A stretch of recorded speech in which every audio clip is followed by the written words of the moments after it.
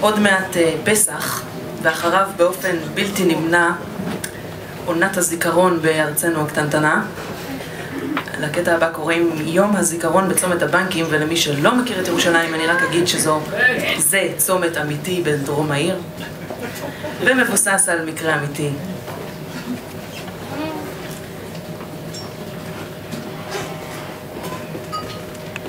נחפזת, מהר, בקרוב תתחיל צפירה, רק שלא תתפוס אותי לבד פה בדירה, לדקה של דומיה אין משמעות בבית ריק. אז ירדתי למטה אל מחלף תנועה זועק.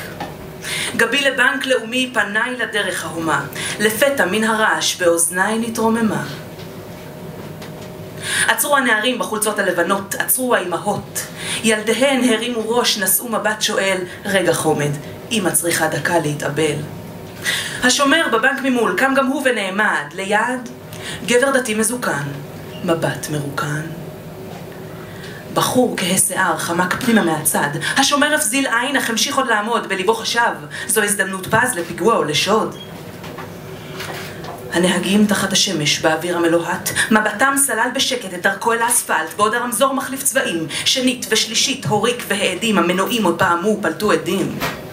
איש איש ליד רכבו, כולם עומדים והצפירה עצרה הכל, רק השמיים רועדים. בנתיב התחבורה הציבורית עבר מיניבוס של ערבים.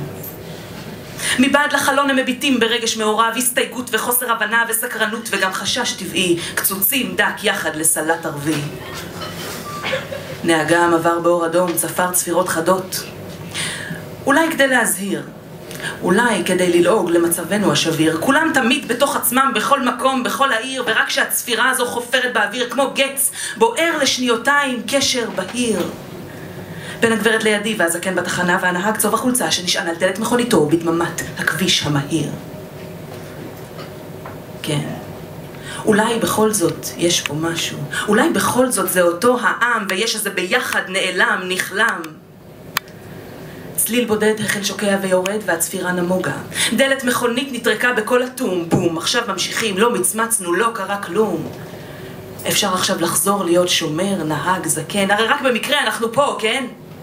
כל השבים והעוברים. ובחורה אחת עם סקרנות של סופרים.